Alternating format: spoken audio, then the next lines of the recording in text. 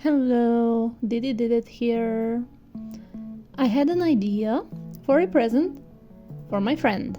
So, let us begin with brainstorming.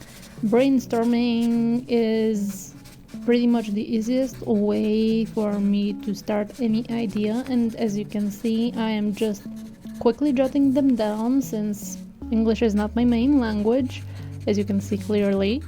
You can see how I've translated it on the side. If you're interested on what it says, you can read that. Also, I'm very well aware that my handwriting is not easily legible by most people or people who can barely read handwriting. Let's begin with the sketching process. After jotting down all the ideas and stuff, the sketching process is already set. The whole reason for me to have this idea is because both me and my friend are interested in tarot. Tarot both is reading cards as like a divination tool, and me, I like tarot because of the divination tool, but I also enjoy looking at all of the art that is created throughout each different tarot deck.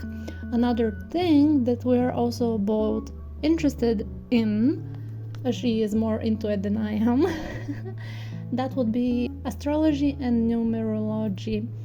So in this card I have incorporated that taken into account. I think it was called the life path number, basically calculating the year, month and date of birth until it is reduced to a single digit.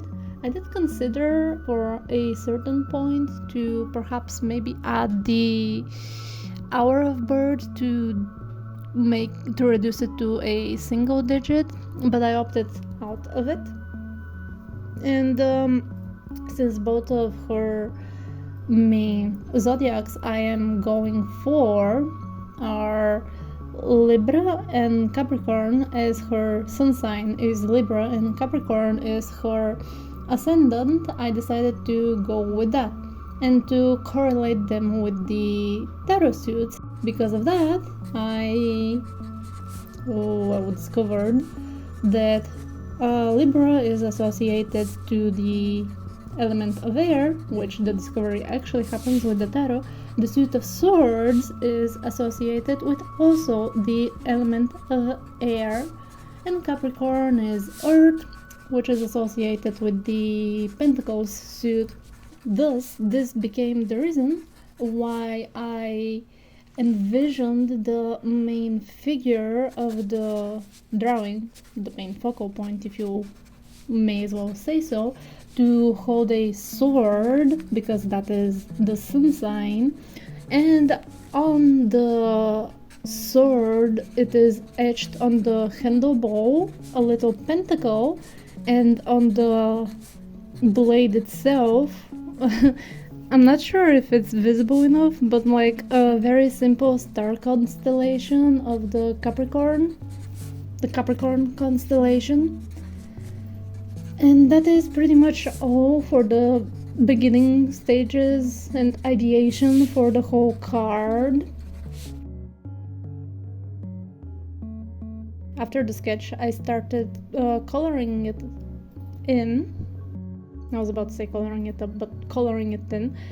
I initially tried to approach it in a semi-realistic style, and as you can see, clearly it's not turning well, and I just continued to see where it's gonna lead me to.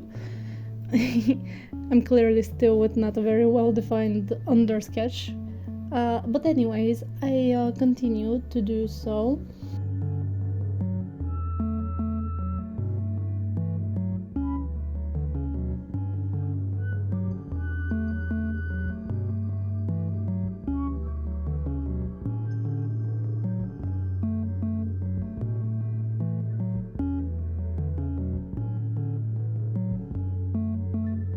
Honestly, I tried to add as much detail into this one little card that is personalized to my friend, so it is indeed a personalized present and that they would be happy with. The idea was that the character standing on the card would represent her as well, and what is ahead of her and which way she would like to choose. And of course, as life is very plentiful, all the challenges that it would give her, and of course not limited to her, but that's how life works. In this case, it is limited for her. It took me so much to do this, and I was this like realistic like thing style, and it was so not working out at all that you'll see later how I scrapped it for. But it also took like so much time to do it, and I was trying to be saying to myself, this looks alright, I can go with this. And at the end I didn't quite really.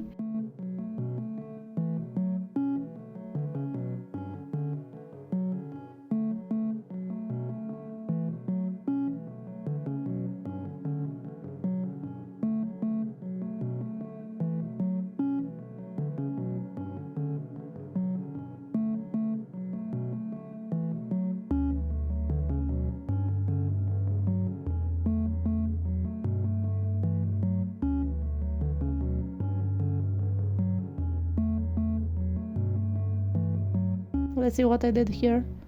Oh yeah, here is where I changed my mind as a whole, where I found one brush that looked the best flat, as a flat color, and then I just refined the sketch thingy, and afterwards I applied all the flat colors. I think I really like how flat colors tend to end up looking in general. So I was very happy that I decided to do that. Also, it is much easier to apply. In this section where the purple sketching is and the red sketching is, my boyfriend took over because, as you saw at the beginning, I was struggling very hard with the human figure. My boyfriend is an artist, like a very, very good artist at that, and I asked him, hey, can you please help me here?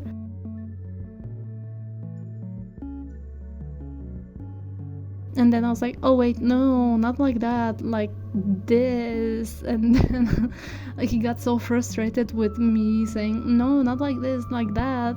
And then I was like, oh yeah, that's why I don't commission anybody, because I know I'm an impossible customer, which is why I tend to kind of mostly try, not very successful, but I do try to do my own art.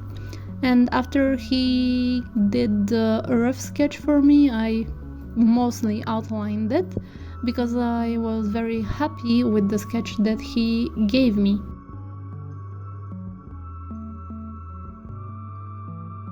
I tend to try quite a lot of brushes before using them into the art piece. I use the default Procreate brushes, and I think the one I really love was the one that used to be called Technical Pen.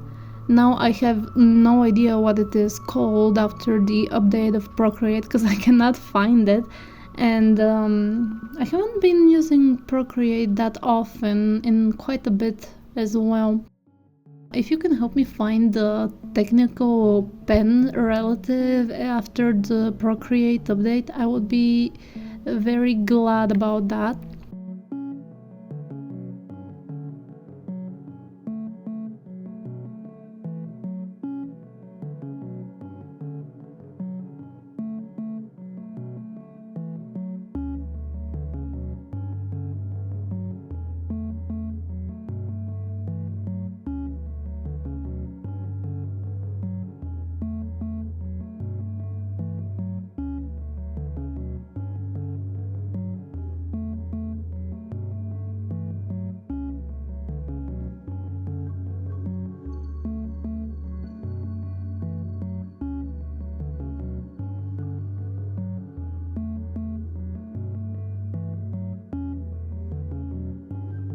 Yeah, over it here I have the little constellations sketched very simply and briefly, and then I readjusted and repositioned them.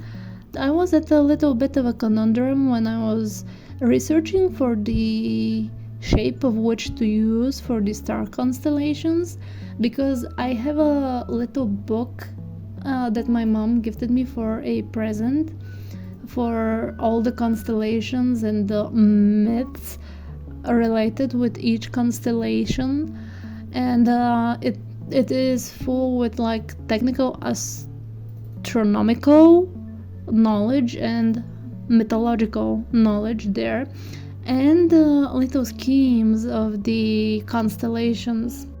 However, I was very disappointed to find out that what the internet offers for the zodiac signs as a constellation pattern and what the book offers as a constellation pattern were two very different things. And at the end of the day, I think I went with the ones I had found on the internet, like as a little picture of a jewelry charm, that I was quite satisfied with the representation of, and I knew it would be much easier for me to apply on this drawing for my friend. Earlier you saw me like do the brainstorm slash research in regards to the colors and elements associated with these colors. I really wanted to make this card filled with meaning and the like, so this is why I chose the colors that I chose. Besides for the moon and the sun, they're very straightforward in that regard. I did have quite the difficult time settling on which way I want to approach it to make it look good and make it feel good for me to draw it as well. You really do have to look quite closely to find the star constellation on the sword and the bow handle. There's probably a technical term I do not know of. If you are aware, please do enlighten me.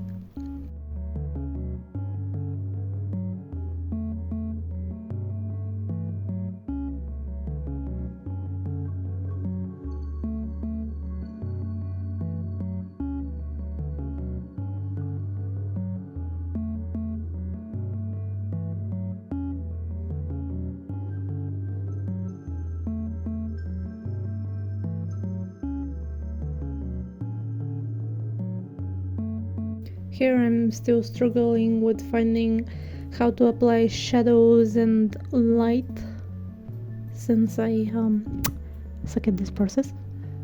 But that's fine. We're still learning. We're always learning.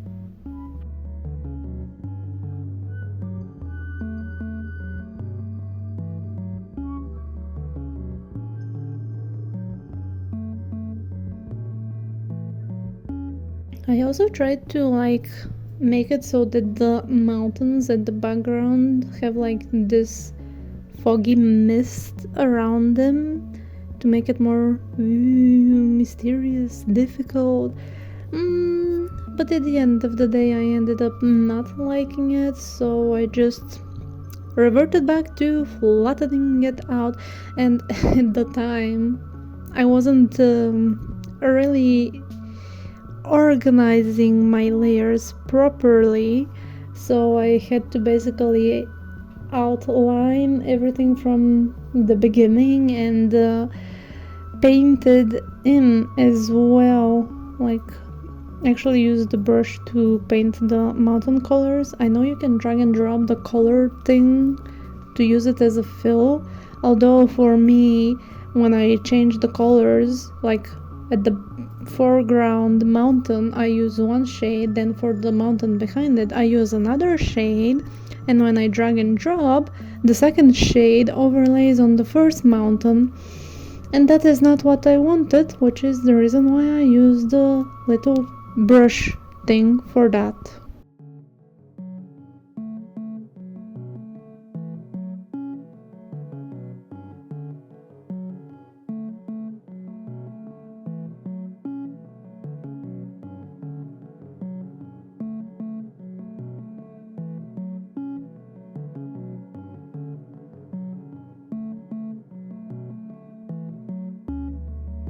And that is pretty much all of the face of the card.